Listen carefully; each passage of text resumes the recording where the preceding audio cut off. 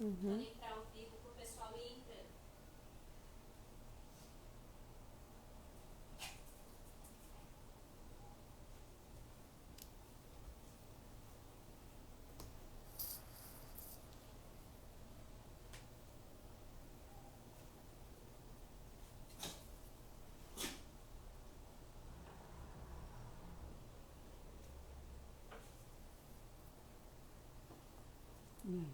Ver se eles-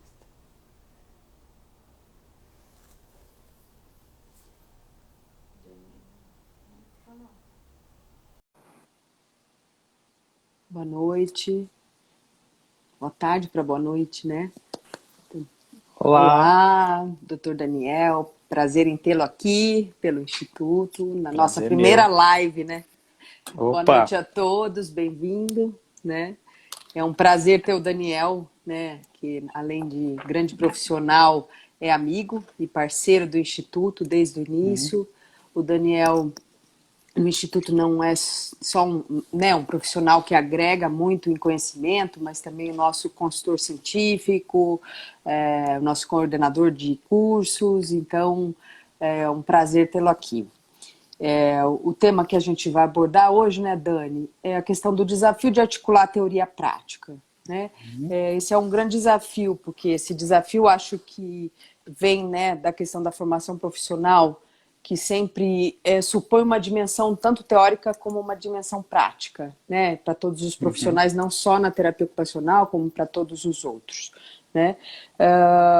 E essa prática, né, supõe um sujeito, na questão da prática, supõe um sujeito técnico, né, capaz de aplicar de forma eficaz a tecnologia disponibilizada por especialistas. O domínio teórico, né, ele supõe um sujeito que conhece os fundamentos científicos e tem, por isso, uma perspectiva crítica dos fatos da realidade. E eu acho que o grande desafio, a live, o tema é sobre isso, né? O grande desafio na formação do profissional é como essas dimensões se relacionam, já que uma boa prática não responderá totalmente à realidade se não se alimentar de uma teoria. E essa, por sua vez, precisa também ser construída a partir da realidade. Então, as coisas se compõem. Então, bem-vindo. Vamos falar um pouquinho sobre esse tema, que também envolve o teu curso do dia 13, né? Um tema que chama, né, para a questão do que você vai falar no curso do engajamento ocupacional da teoria prática, no sábado do dia 13. E bem-vindo a todos e vamos passar a palavra para o professor. muito obrigado. Bem-vindo, Dani. Um prazer estar aqui e eu fiquei pensando que a gente se conhece já há tanto tempo, né? E essa é a primeira vez que a gente tem a oportunidade de fazer uma live Uma juntos. lava junto. Né? Já fizemos Uhum. outros projetos juntos, Uhum. mas é a primeira Cursos. live. Cursos, né? Escrevemos coisas juntos e é sempre para mim um grande prazer e um grande respeito, né, que eu tenho pela Érica, porque foi minha supervisora na ACD em Uhum. 2006, ela vai tempo aí, vai história. Quero Uhum. agradecer ao Instituto Érica Teixeira, em nome da própria Érica Teixeira, pela oportunidade de fazer essa live hoje e por terem, com certeza, apoiado também as iniciativas de trabalho do que eu tenho oferecido. O Instituto tem sido bastante importante nessa trajetória profissional. E eu quero desejar também para todo mundo que está aqui assistindo a gente uma boa tarde, noite, né? Aqui já a É. noite, aí está caminhando para a noite também. E falar que esse é um tema difícil, um tema complexo e de interesse para todos nós profissionais, de uma Uhum. forma geral, né? Eu nem coloco só a terapia ocupacional em questão, mas todos os profissionais, eles precisam articular teoria e prática. E essa temática em particular foi objeto de interesse em discutir, porque se nós conseguimos dominar essa articulação, com certeza nós teremos aí práticas, como eu já falei, inovadoras, Uhum. práticas criativas, práticas contextualizadas de acordo com a nossa realidade. Então a intenção hoje é falar um pouco da minha experiência pessoal com essa articulação, um pouco do que existe na literatura de discussão sobre o assunto e que a gente possa pensar cada um para as nossas práticas, como nós temos articulado a Uhum. teoria, né, com a nossa intervenção, como nós temos buscado iniciativas nessa direção, certo? E eu acho que é interessante. Desculpa. Não, um pouco de falar assim, até da nossa relação, que eu acho que ela envolve esse tema. Sim. Eu tenho muita prática, né? Sempre, lógico, seguindo de maneira científica a minha prática, tentando sempre me basear também em evidências, né? E toda a experiência que eu adquiri, não só com vários profissionais, mas também com a minha própria prática. Né? O quanto que essa ação da prática também me transformou.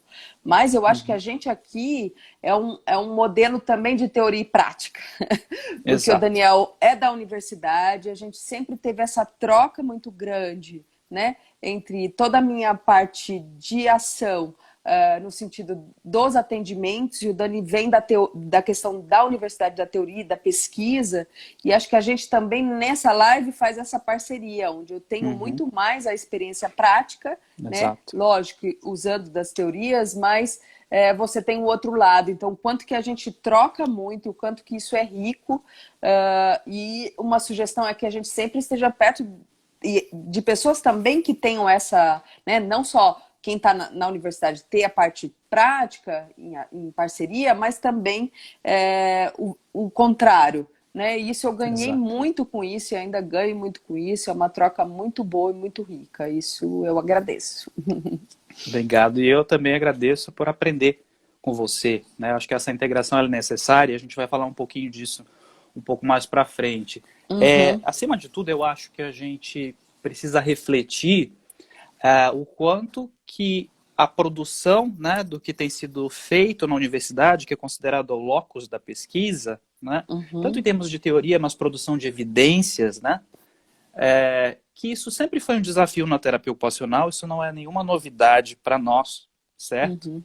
E que existe claramente por parte dos terapeutas que estão na prática, né, que algumas pessoas falam estão na ponta, né, atendendo no dia a dia, nas instituições, nos serviços privados, na prática autônoma, um distanciamento do que nós, então, geramos de conhecimento com o que está na prática.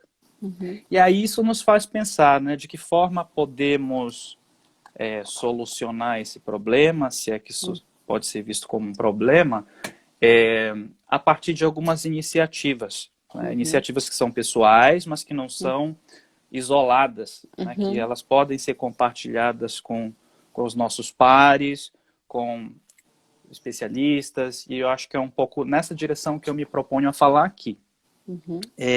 Eu separei um pouco da minha experiência pessoal primeiro, em relação a alguns elementos que eu acredito que são fundamentais quando a gente pensa em integrar essa teoria com a prática. Né? E a primeira delas é testar, não em ordem de prioridade, né, de menor valor, mas primeiro eu destacaria testar a teoria. Né? E como a gente faria isso?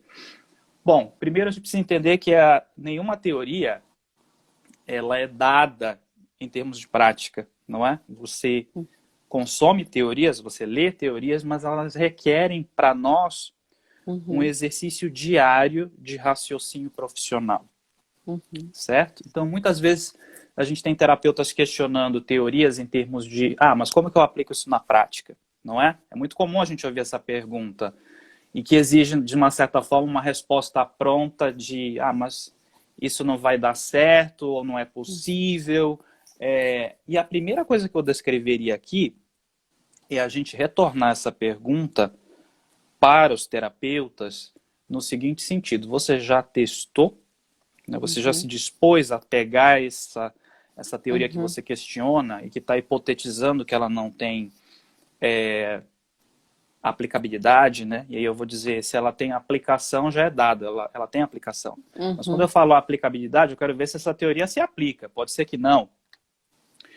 Então, essa seria essa primeira questão, né? A gente se dispor a consumir essa teoria e raciocinar no nosso cotidiano de prática. A segunda, que eu acho que ela é não menos importante, é estar motivado, né? A gente precisa ter essa motivação vamos chamar de intrínseca, né, gerada a partir de nós Uhum. mesmos. Ela pode até vir de outros, né, um professor que Uhum. incentiva, um curso que eu faço externo, mas tem uma coisa dentro de nós que nos move para chegar lá e fazer, não é? E eu diria que esse é o segundo ponto, que seria ao que às vezes eu identifico uma resistência do terapeuta em não ver, né, esse conhecimento como Uhum. uma aplicação, Uhum. que é justamente essa falta de motivação, não tem interesse, não valoriza, ou às vezes não se sente capaz de Uhum. fazer, não é?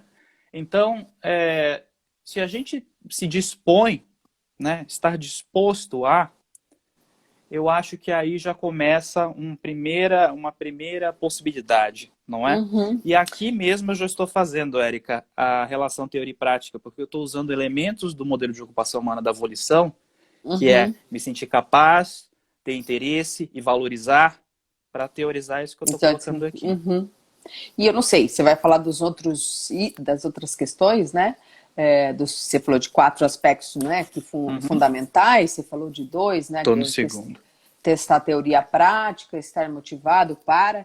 É, eu acho que na vida, ou em tudo, eu acho que o que nos move é um pouco, muito a motivação, né? Você vai falar das outras Uhum. questões, e eu acho que o que motiva cada um, né? Uhum. Na minha experiência, assim, mesmo na questão da pesquisa, eu fui para o mestrado, né, fazer a questão na parte de arquitetura, de ambiente, e a própria prática me trouxe temas que eu fui buscar na teoria e na pesquisa, né? Mas aquilo me motivava a investigar se aquilo tinha sentido, se o que eu observava tinha sentido. Então, assim, a motivação, ela é base para, eu acho, para todas as questões na vida da gente, né? Até para, se eu não sou motivada, se eu não sou motivada a pesquisar, estudar, e o meu paciente, como eu motivo esse paciente na minha vida prática? É uma outra questão, né? Então, Uhum. eu vejo esse um tema bastante forte. Vamos ver os outros e ver se faz sentido, que esse eu acho que é o ponto maior. E o que É, motiva cada um, né? Aonde que eu chego? O que me exato. motiva, né? Faz sentido isso que você está falando, porque é um tema que eu chamaria de transversal, né? A Uhum, motivação ela está em todas as esferas da nossa vida uhum, e ela vai nos direcionar para aquilo que nós fazemos. Então, sem dúvida, você tem total razão. E eu acrescentaria aí, nessa questão da motivacional, o quão curioso nós somos, não é? O quanto que a gente investe de energia nessa articulação teoria e prática. uhum, Isso, uhum, sem dúvida, faz a diferença. O terceiro elemento, ele é um elemento a partir de leituras, vamos dizer assim, né? Que é o quanto que a gente se atualiza do conhecimento que é produzido, né? Do que existe, uma avalanche de evidências, né? De uhum, teorias, de livros. Agora a gente já passou, nós somos da geração dos livros impressos, né? uhum, E hoje a gente tem livros digitais, muitos deles que você baixa gratuitamente para leitura, e é o quanto que a gente se aproxima dessas vantagens, né? Ao mesmo tempo, que na medida que nós consumimos essas teorias e a gente continua sentindo dificuldade na aplicação, é porque talvez nós estejamos numa rede muito... Bom, não seria correto falar assim, mas nós estamos solitariamente sofrendo, quando na uhum, verdade nós podemos abrir as janelas e perceber uhum, que nós podemos buscar ajudas qualificadas, né? Isso é para uhum, terapia, isso é para a vida. uhum, Então, quando a gente começa a buscar ajuda qualificada, quem são, fazer o exercício de localizar quem são os experts, né? Quem são as uhum, pessoas que têm o domínio uhum, dessa teoria que nós queremos colocar na prática e de que forma essas pessoas podem nos ajudar com supervisões. uhum, De que forma podemos contar com cursos específicos sobre determinado assunto. E o segredo é que, quando nos valemos, então, desse conhecimento, nós podemos exercitar aquilo que o Dr. Kiel Hoffner falava, que tenha sempre a teoria na sua mente, porque uhum, é esse exercício que vai fazer com que, na prática, você uhum, consiga testar e identificar uhum, os fenômenos empíricos que acontecem nela. uhum, Né? Esse paciente ou esse cliente está deprimido, não existe iniciativa para uma determinada atividade, não é possível se empoderar dentro do processo terapêutico. Esses são fenômenos empíricos. E de que forma a gente relaciona isso com as teorias que nós consumimos? Para ser até mais assertivo, né, na atuação, né? Você consegue ser, usando a teoria e a forma que você tem um questionamento, e aí você usa a teoria, põe em prática e você vê um resultado. Ou às vezes você não vê o resultado, você fala, talvez nesse caso que eu escolhi fazer isso não tenha tanta efetividade, né? Mas essa troca que você fala, né, dos experts, ou eu tive muita chance de trocar com muita gente, com você, com a Ana Negrete, com todas as pessoas que tiveram próximas de mim, né, como amigos ou não, né, com pessoas de cursos. Então, eu acho assim, essa busca é uma busca também individual, né, que você tem que ter essa iniciativa. Eu, há 10 anos, trabalho sem uma equipe multidisciplinar, no sentido de ter um mundo corporativo. Eu não trabalho mais na CD, eu trabalho no meu consultório, agora no instituto, mas eu não deixo de trocar. Eu não deixo de buscar, eu não deixo de trocar com os outros profissionais que estão dentro do próprio instituto ou com outros profissionais. Então, essa também é uma atitude que vem dessa motivação, de eu querer saber mais, de eu querer ouvir mais. E eu acho que dentro disso eu também vejo hoje nesse mundo da mídia, né, do tanto que isso, e na pandemia isso trouxe mais ainda, o tanto de que professores universitários estão nas mídias, né, fazendo lives sobre conteúdos e teorias. Isso também é um recurso que cresceu muito, né, da nossa época para cá. Né, você tem um acesso muito mais fácil, você não precisa buscar tanta gente tão longe, né? E eu acho que isso também permitiu um aproximar dessas pontes, vamos dizer assim, né? Exato. E eu acredito que, em cima disso que você está falando, o momento atual da pandemia, inclusive, ele trouxe muitas oportunidades de qualificação que anteriormente nós não tínhamos tanta oferta como nós temos hoje, não é? Então eu tive a chance de participar de congressos gratuitos com pessoas dos livros que a gente lê. Então essa é, sem dúvida, uma oportunidade de qualificação ímpar, né? Comparando os diferentes momentos que a gente tem vivido na história.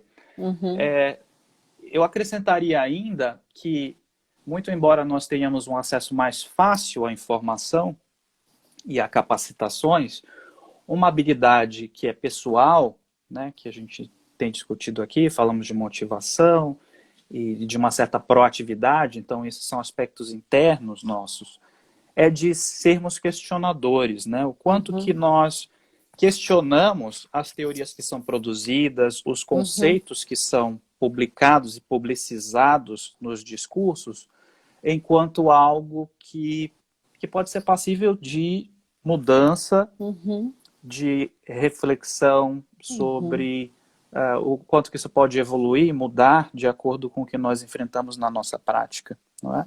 Então, certo dia, uma ex-aluna me procurou para falar de uma determinada teoria, que foi dito a ela que ela não poderia articular com uma outra teoria, e eu questionei por que não poderia, não é?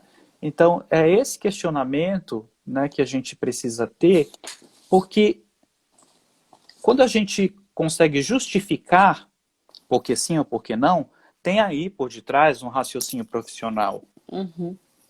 E a terapia ocupacional, ela é uma profissão bastante holística, para que a gente possa ser, vamos dizer, cerceado de não poder fazer determinadas articulações, né? Eu quero dizer que a ocupação humana é tão complexa que precisa ser entendida não só do seu ponto de vista biológico, mas emocional, social, antropológico, histórico. Então, essa articulação, na medida que é feita de uma forma justificável, ela engrandece e enriquece uma prática que é criativa. Então, desse modo, se a gente sabe justificar a nossa prática, como eu já falei, se sim ou não, a gente consegue, então, trazer a articulação dos diferentes conhecimentos. E para a gente justificar a nossa prática, a gente também tem que se questionar na prática. O que eu estou fazendo está produzindo um resultado? Né? Eu estou tratando, avaliando e observando se isso tem algum efeito. Então, assim, se nada muda, eu não fiz questionamento se aquela minha atuação teve efetividade. né? Então, assim, se eu vou usar, mesmo na prática, às vezes a gente, ao longo da história, a gente vai se formando, criando um conjunto de teorias e formas na nossa Uhum, cabeça, né? Que às vezes a gente não sabe nem de onde veio. uhum, E a gente acha que é de uma forma empírica e não é, né? Muitas uhum, vezes tem uma história de formação por trás. Né? Então, por que que esse questionamento que você diz que ele vem muito da, né, a parte para você criar uma teoria, você tem que começar no questionamento. Eu acho que a uhum, prática também exige um questionamento constante. uhum. Pelo menos na minha prática, eu estou sempre atendendo e revendo e questionando o paciente. Será que isso está fazendo efeito? Eu estou me baseando no quê, né, para Uhum, isso? E eu me lembro que, acho, sei lá, até 10 anos de formação, eu ainda tinha muita dificuldade de entender esse todo. Né? E chegou uma uhum. hora da minha formação que isso foi se juntando. Né? Parecia assim, da onde eu tirei tanta coisa e de repente na minha prática eu falei, nossa, parece que tudo, um Fez quebra-cabeça se sentido. montou e fez sentido na minha atuação. Mas sempre tive esse questionamento. Eu não vou fazer por fazer, eu não vou fazer uma atividade somente Uhum, para ocupar o tempo, né, do paciente. Eu uhum. preciso realmente questionar a minha prática também, né? Exato. Temos perguntas? Eu posso continuar falando? Como Não, a gente ainda não pode temos fazer? perguntas, mas se Não? alguém quiser Tá fazer bom. alguma pergunta, estamos à Ok. disposição. Até então, a gente falou um pouco do que eu trouxe em termos de experiência pessoal, né? E a gente Uhum, trocou um pouco. Mas eu também trago o que tem sido discutido na uhum, literatura sobre os problemas que os terapeutas ocupacionais identificam para suas práticas, né? uhum, E para fazer essa discussão aqui, eu fiz a leitura do livro Skills for Practice in Occupational Therapy, que tem um capítulo aqui das professoras Jane Melton, da Kissy Forsyth, que é a segunda autora do Morhost, né, do instrumento que eu validei, e uma terceira autora, Frith, que elas abordam justamente essa integração da teoria e da prática na terapia ocupacional. uhum, E elas vão fazer uma discussão colocando primeiro quais são os problemas que os terapeutas ocupacionais, de uma forma mais empírica, não tão científica, não é que elas estão trazendo evidência, mas elas estão trazendo um pouco do que elas ouviram. E só para deixar claro, essas autoras são do Reino Unido, tá? Aqui não da Inglaterra, elas são da Escócia, mas continua sendo o Reino Unido. E elas colocam, então, por que os terapeutas têm dificuldade de fazer essa integração? E a primeira coisa que elas listam, vamos dizer assim, é que esses terapeutas ocupacionais, eles muitas vezes não veem as teorias como uma linguagem acessível. Né? Então, como se essa teoria fosse tão rebuscada e complexa na forma como ela é escrita, que esses terapeutas não veem uma relação da teoria com a realidade do mundo do cliente, do paciente, não é? uhum, E a gente sabe muito bem, porque no Brasil nós temos algumas produções desse gênero, né, onde a gente não consegue entender ou é difícil fazer a articulação, né, daquele texto teórico uhum, com aquilo que a gente vê na prática. uhum, Então, essa seria uma das dificuldades.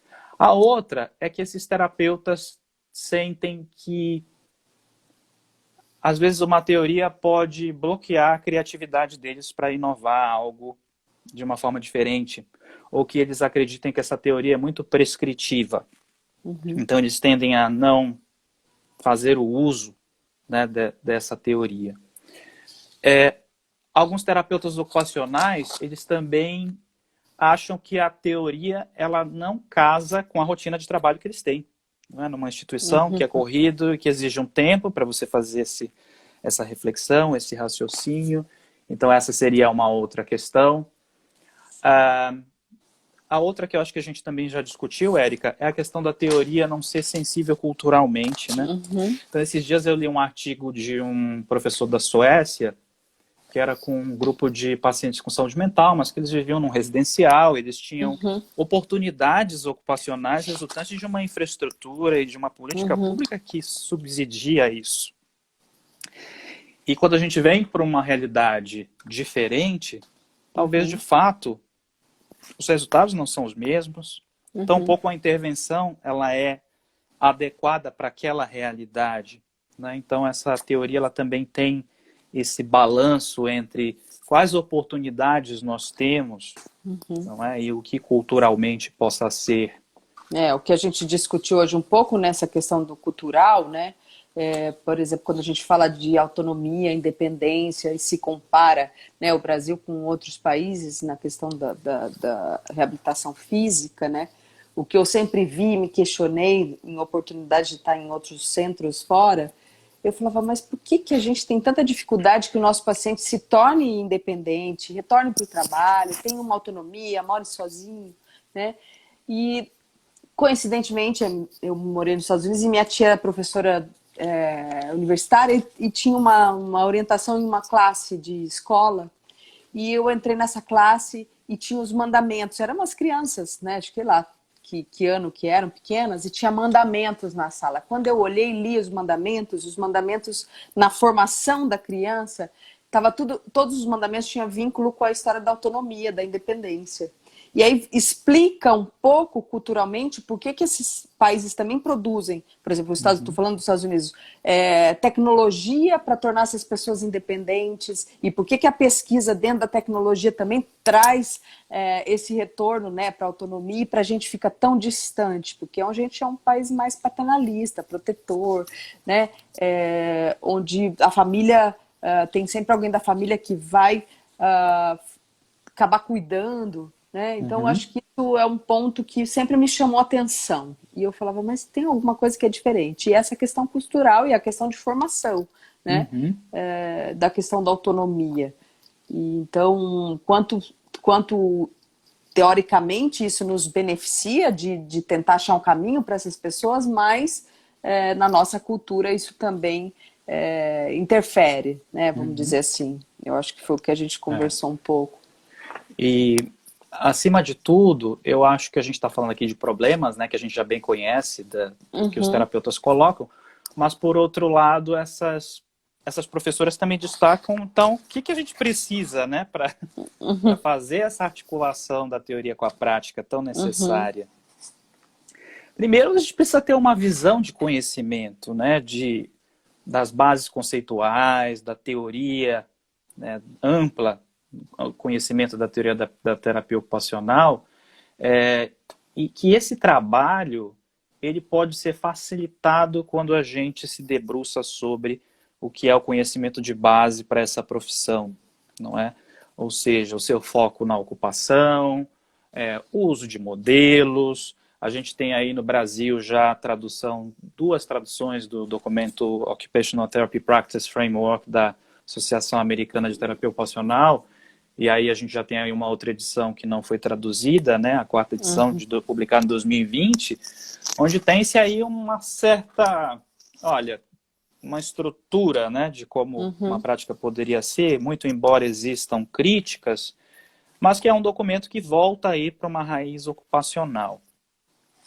E aí não precisa seguir o documento da Associação Americana se não quiser, né? Existem outras possibilidades de conhecimento que possa ser articulado, e eu defendo que quanto mais conhecimento, melhor, porque mais diversificada a nossa prática ela fica. E aí, voltando então numa perspectiva de então como solucionar o problema, nos Estados Unidos, ainda com o Dr. Kel Hoffner, eles tinham o Scholarship of Practice, que é terapeuta junto com pesquisador da universidade, junto com o paciente, na prática, produzindo conhecimento da prática para a prática. Isso é um conceito muito bacana, né? Maravilhoso. Muito bonito. E é o que a gente tem como seria o ideal. O ideal, né? Porque ainda vemos na academia muitos professores distantes dessa de onde prática. Estão aqueles terapeutas que estão na prática. Então, quando a gente faz esse balanço dessa teoria que é construída a partir do quê? Não é? Esse é um questionamento que a gente tem que fazer. E o Scholarship of Practice é uma forma da gente olhar para uma possível solução. Mas não de uma forma tão sofisticada, né? Se a gente não tem o Scholarship of Practice, nós podemos pensar numa aproximação né, entre o que é produzido de pesquisa nas universidades, os terapeutas que estão na ponta, de que forma podemos fazer isso? E é nessa direção, então, que essa live também tenta se aproximar, né, desse Mas, problema para... Dani, o que eu também via, né, em outros lugares, assim, às vezes os hospitais escolas, né, nos Estados Unidos, eles têm uma relação muito grande com essa prática. Então, centros de reabilitação de hospitais vinculados à universidade. Por exemplo, a Universidade de Miami tem um centro de reabilitação e lá são atendidos pacientes e, ao mesmo tempo, está mais próximo da pesquisa. Na Universidade de Pittsburgh, na parte de tecnologia. Então, esses hospitais escolas já aproximam muito mais, eu acho que a teoria prática. Você concorda com Sim, isso? você está certo. E nós até temos, né, muitos hospitais escola, centros de reabilitação escola, onde nós, ou a nas gente falar aqui universidades... na USP ou na Federal de São nós Carlos, temos. eu acho que isso tem mais, é uma forma que se aproxima mais nessa junção, né? Exato. Nós temos sim, né, e nem me entenda errado. Mas o que eu quero dizer é que talvez essa aproximação precise ser um pouco mais intensa. Em termos do que a gente tem visto, né? Então, e para que isso aconteça, eu acho que a gente também tem um papel importante enquanto profissionais, né? De sermos proativos, né? De termos que é isso que as professoras Melton Forsyth falam no texto delas, que é da gente ter o compromisso de aprender e se desenvolver. Não é? Em termos dos requisitos teóricos práticos, né? De estudar essa teoria a fundo, de fazer essa parceria com a universidade, de ter acesso à educação continuada, né? De fazer cursos. E aí tem uma coisa que é master, que eu acho que é um pouco do que a gente tem feito, que é compartilhar o conhecimento de forma competente com os seus pares. E por que eu falo isso? Então, quando a gente compartilha, a gente aprende mais, a gente tem feedback do outro e a gente evolui, né, em termos, inclusive, da própria teoria. Então, lê do engano quem pensa, eu estou dando ouro para o bandido, está dando muita informação, né? Eu já ouvi isso várias vezes. E esse compartilhar não é só entre os terapeutas ocupacionais, né? O terapeuta da pesquisa é o terapeuta da prática, mas é também a equipe multidisciplinar, né? Essa troca é muito rica, né, de aprendizado e essa experiência de conhecimento, né? Eu não sei. E eu acho que, acima de tudo, sermos humildes de buscar supervisão com quem é especialista, né? E de saber que tem pessoas que vão saber muito mais que nós e que vão contribuir para o nosso processo, não é? Então, eu tenho 42, vou fazer 42 anos, eu não vou deixar de estudar, eu vou ir atrás, eu escrevo, mesmo para quem eu não conheço, e as pessoas às vezes são muito solícitas de compartilhar conhecimento, compartilhar texto, e é dessa forma que a gente evolui, não é? Nessa direção. E, acima de tudo, uma das coisas que a gente também conversou hoje, que é praticar na prática, né, que as professoras falam. Então, vamos trazer isso aqui e no meu dia a dia eu vou colocar isso em prática e testar. E testar se isso se adequa ou não. Talvez me ajudem guidelines, me ajudem avaliações padronizadas, me ajudem uma equipe de trabalho, né, uma forma específica de trabalhar. Isso acho que são coisas que contam grupos bastante. De estudos nos serviços também, né? Exato, que é algo que tem crescido bastante, que é a comunidade de prática. Então, terapeutas que estão no contexto hospitalar, terapeutas que estão na área no campo da neurologia, terapeutas que estão na atenção primária, estudos com profissionais que estão ali no cotidiano da prática, pesquisadores, porque isso nos alimenta, né? Essas experiências são motivadoras, e eu acho que é nessa direção. Esse alimento, eu não sei, eu sempre me vi assim, em fases que ninguém é o tempo inteiro motivado, ninguém está o tempo inteiro, né, super ligado. Mas o que sempre me motivou foi quando eu escuto pessoas que têm essa experiência, ou que têm essas teorias e estudam, aquilo me motiva mais, porque eu falo, nossa, olha que pessoa inteligente, nossa, olha como ela lê, olha, isso sempre é como se fosse uma energia nova que me traz, né? Se eu vou num congresso, escuto um monte de gente falando nossa, das suas pesquisas envolvendo as suas práticas, aquilo eu saio assim, parece que alimentada de que eu preciso continuar e me motiva a isso, né? Então, Uhum. estar nesse meio também eu acho que é uma forma, pelo menos para mim, sempre me Que é uma motivou. forma de Aham, motivação aham. extrínseca e Extrínseca que intrinsecamente te e isso, move. Então para mim me move assim. a gente divide de forma cartesiana, né? É Intrínseco é isso. meu, extrínseco é Aham, meu. Mas no fundo nós somos a interação aham, disso tudo, né? A aham. motivação ela é uma só. E a gente Isso precisa buscar isso. isso assim, tá bom, existem os congressos online, né? Existe tudo que tá novo na pandemia, mas eu tô sentindo muita falta dos congressos presenciais, porque eu acho que eles Concordo. traziam essa motivação muito maior do que hoje no online, Sem né? dúvida. Nossa, eu É, tô sentindo muita falta disso. nada substitui o contato humano, né? Humano, O aham, desejo de estar com o outro, aham. a participação literalmente social, não é? E essa E, energia, para mim, é uma energia que vem desse lugar, né? Porque se você pensar, às vezes tem, sei lá, 2.000 pessoas naquele espaço, e aquela atmosfera, ela traz essa energia de conhecimento, não tem como, e aquilo te empurra, entendeu? Assim, se uhum, você tá sem isso, né? A Físio Fernanda tá falando aqui, né, que ela concorda e que ela tá sentindo essa falta desse network, é isso total, mesmo, Fer. total. Né? Então, acho que é importante que isso volte logo, né? É, vamos ver. Mas enquanto não volta, eu acho que tem todo esse trabalho, né, Uhum, do online, das lives, dos congressos, né, de tudo que uhum, tem acontecido. E que também exige mais motivação da gente, porque você está na frente do computador, você tem que estar exato. estudando, você tem, né, exige muito mais Exige um concentração. engajamento, um compromisso, não Isso, é? isso. E falando bem disso, né, do engajamento, tem uma pergunta que o José Nilson fez. Você tem ela aí, Érica? Eu, Ele na, falou não, sobre não tenho ela aqui. espiritualidade. Eu vou achar ela aqui. Ele perguntou se a espiritualidade é um componente importante para o engajamento ocupacional. E eu vou dizer, José Nilson, que com toda certeza que sim, né? Porque a gente tem no conceito de espiritualidade, né, um propósito para a vida, que ele é maior, né? Ele não é um objetivo, ele é uma meta, ele é uma aspiração, ele é o que nos move, que nos dá sentido, não é? Todos nós temos.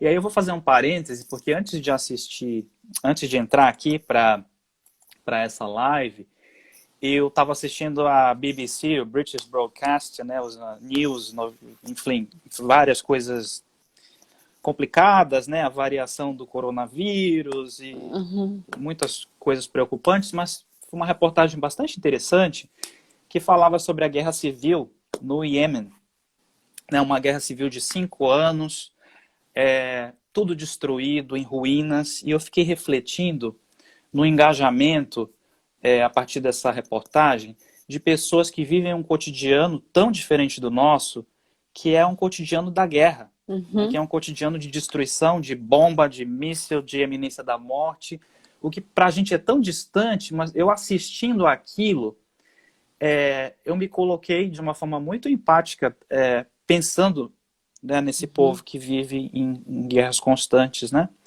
E aí a reportagem mostrava escolas em condições precárias, ou seja, ruínas, literalmente o esqueleto das escolas, né?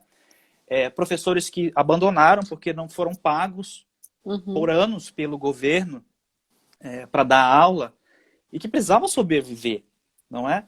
E aí contou a história de um garoto chamado Ahmed, cego de nascimento, né, com 9 anos de idade, e enquanto ele dava a entrevista para repórteres, uns barulhos surgiam e ele fazia um estremecimento, e ela falou, o que é isso? Ele falou, isso são armas de fogo, isso acontece o tempo inteiro aqui.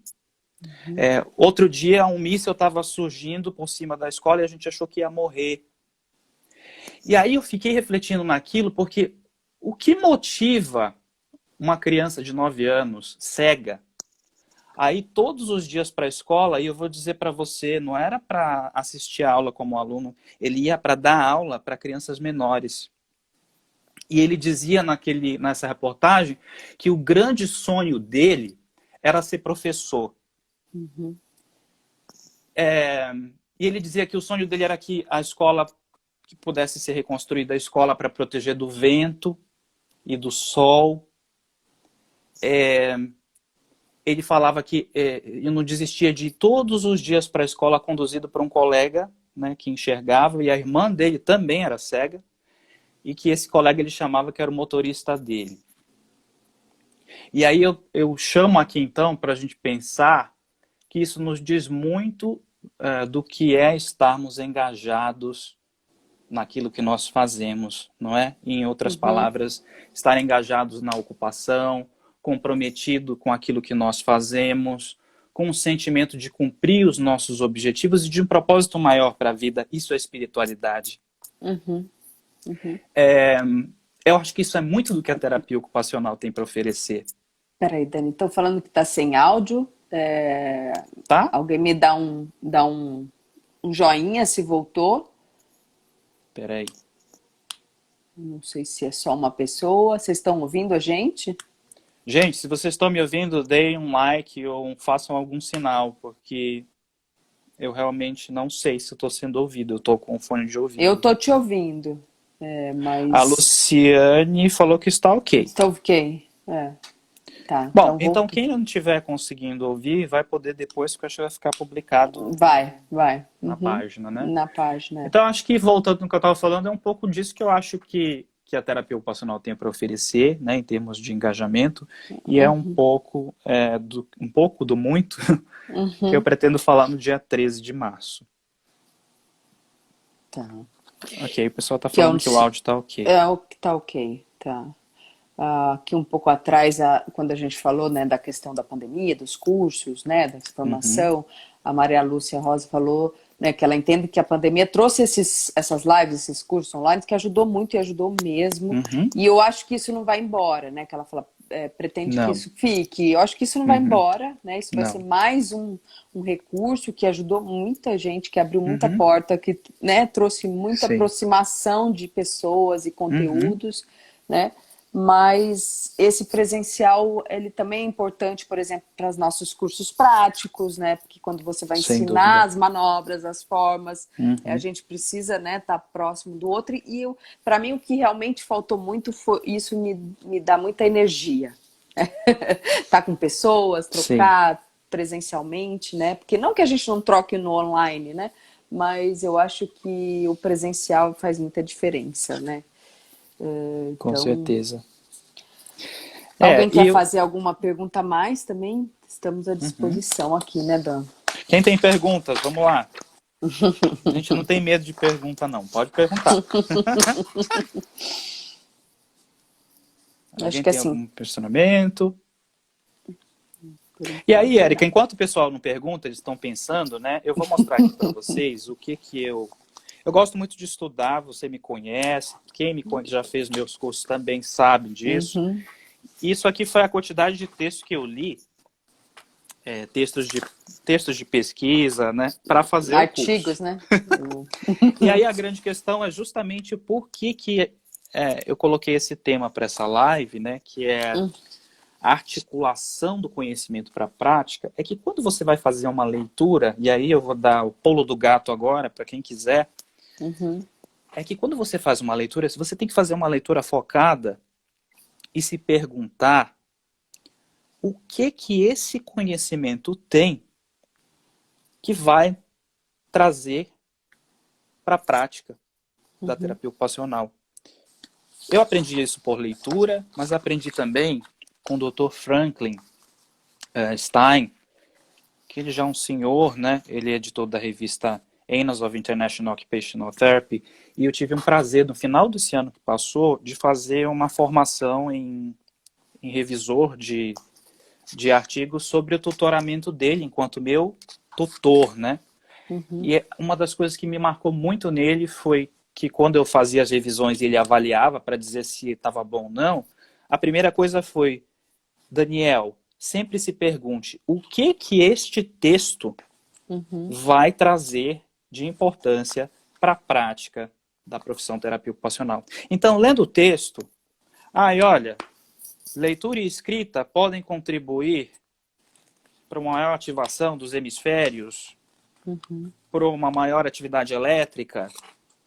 Uma atividade prazerosa pode produzir dopamina. O que isso nos diz?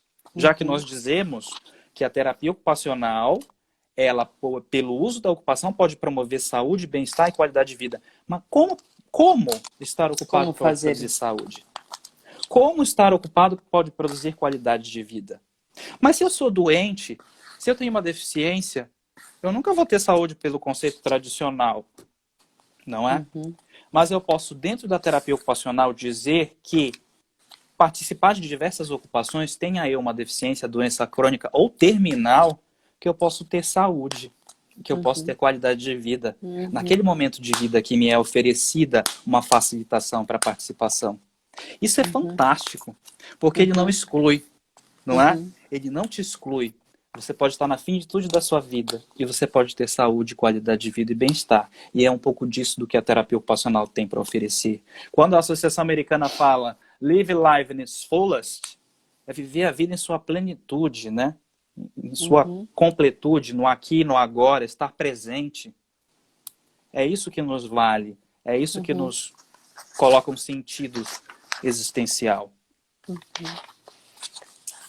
E eu acho que é um pouco isso. A Lilian está falando aqui, os textos são só uma parte pequena de seu engajamento. Com certeza.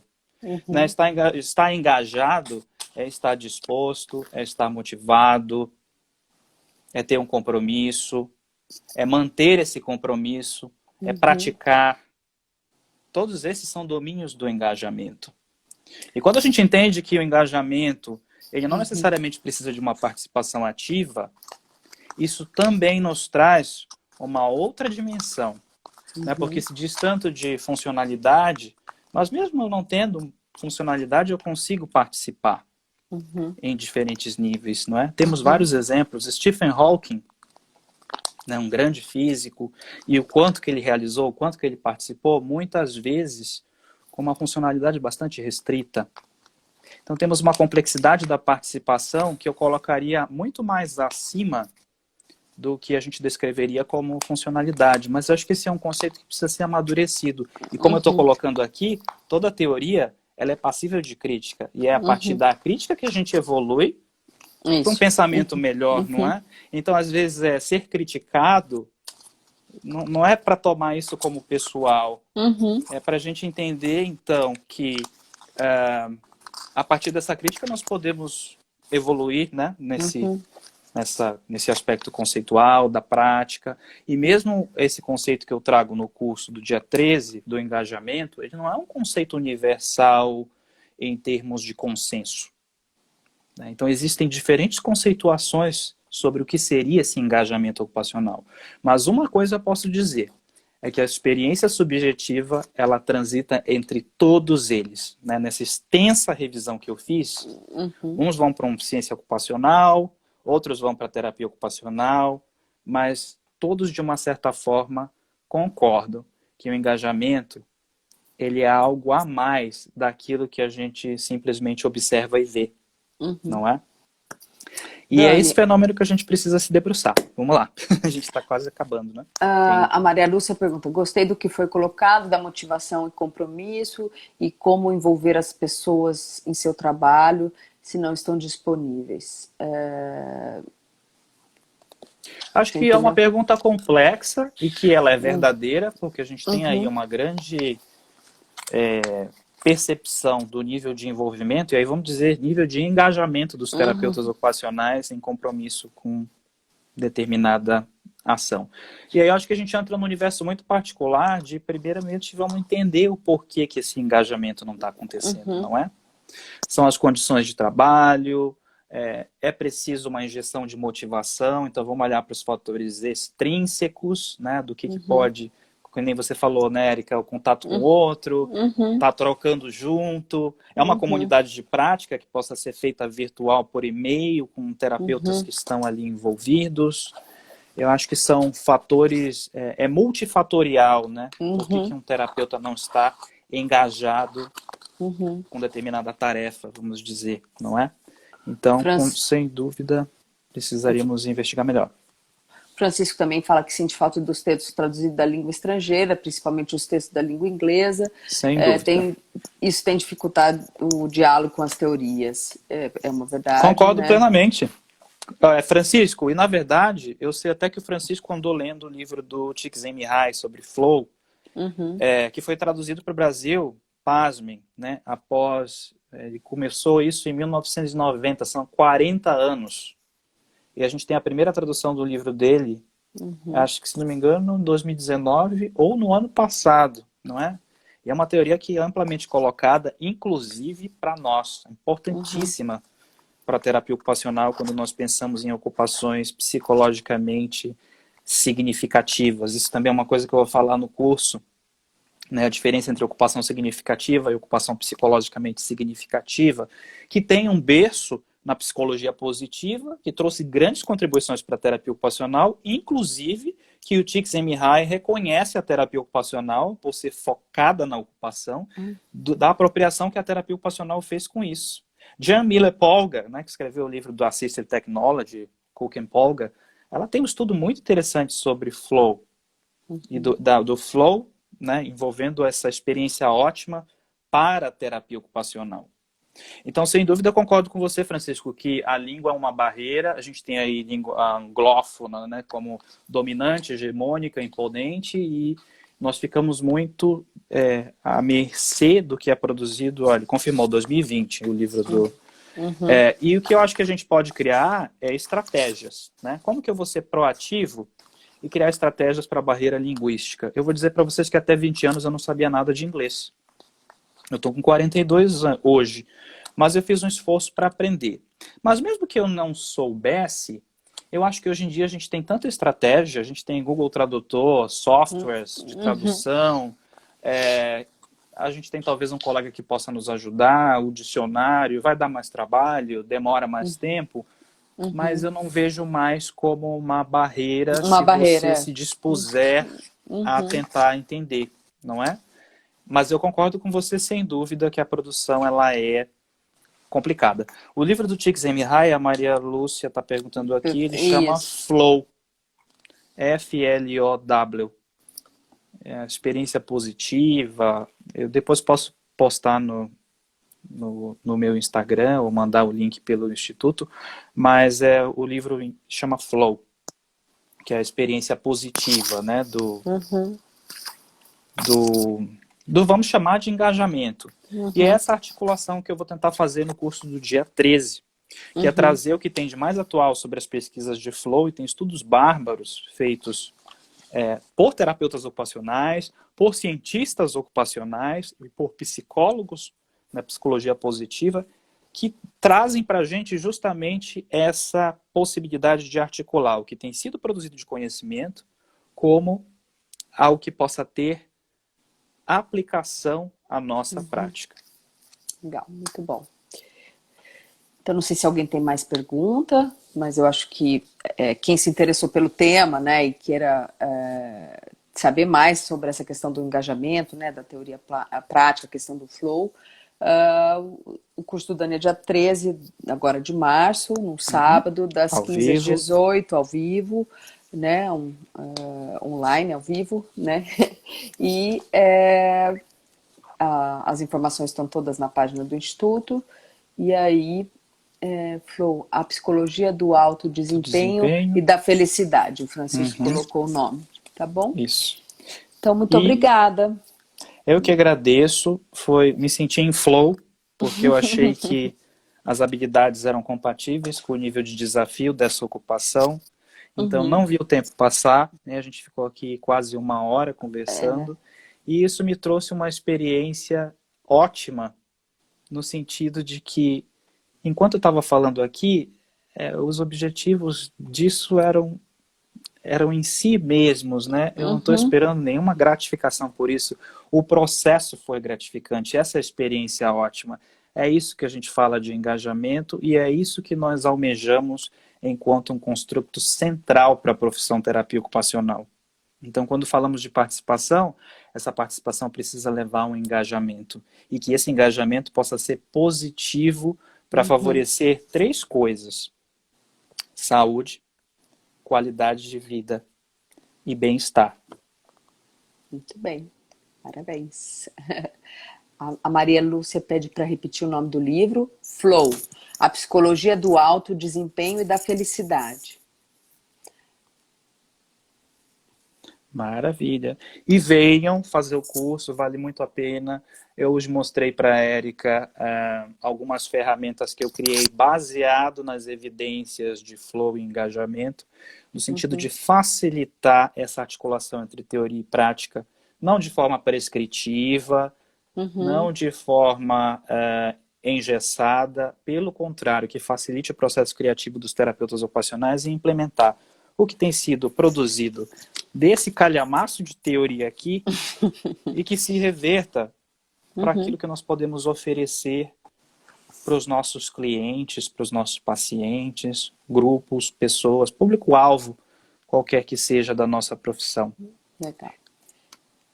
Obrigada, Dani. Eu acho assim, Eu que agradeço. o Dani mostrou tanto que ele está estudando para esse curso, né? E se a gente for ver a questão da teoria prática, vamos dizer que ele estudou todo esse material e ele vai trazer isso, né, para quem tiver o interesse nesse tema, né, como disse a Gi, que tem interesse e quer continuar, de uma forma muito mais, vamos dizer, não é a palavra mastigado, mas é uma coisa acessível. Pronta, acessível a palavra, né, de uma Aceitada. forma onde assim,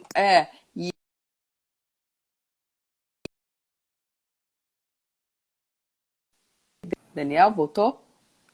Daniel? Oi, deu uma travadinha, mas voltou. Tá me ouvindo? Deu uma travada. Tô ouvindo. Então, assim, acho que é uma forma, né, rica, né, que sem dúvida. As pessoas terão acesso em 3 horas de curso, né, com todo esse material à mão, né? Então, a dificuldade da leitura do inglês vai estar de uma forma acessível, né? Exato. Todos os artigos e textos disponibilizados para quem quiser ainda pesquisar mais a fundo. Então, eu acho que isso, né, para quem tem o interesse, já é um próximo passo, né, na questão de aproximar a sem teoria dúvida. prática. Né? E lembrando que é justamente esse tema que a gente está falando aqui, a articulação entre teoria e prática. Lembrem do que a gente falou. Sejam generosos em compartilhar conhecimento, porque essa é uma forma de vocês fazerem essa associação entre teoria e prática. Muito bem. E essa eu acho que na minha carreira aí de 25 anos foi o que mais aconteceu, né? Sem dúvida. Que foi esse compartilhamento, que foi essa troca com pessoas do mundo inteiro. Também tenho uma dificuldade no inglês e mesmo assim eu não pus isso como um empecilho, né? A gente tem que fazer o enfrentamento dessas situações, né? E me trouxe muita experiência. Então, acho que... E continua trazendo, né? Então, boa noite. Muito obrigada, Dani. Né? Boa noite, foi um prazer. Né? Muito obrigada a todos. Tá bom? E a gente vai tentar gravar essa live para ficar no nosso IGTV. Eu acho que depois que você sai, vai mandar alguma mensagem que você possa... Eu também a não sou muito bom última disso, eu não. errei, que eu não sou muito tecnológica, mas tá bom. Eu também não, mas a gente vai aprendendo. E esses são os desafios da pandemia, né? Da pandemia. Ser forçado a aprender algumas coisas, né? Muito bom. Um beijo a todos. Beijo, Boa gente. noite. Muito obrigado. Boa Tchau, noite. tchau. Tchau.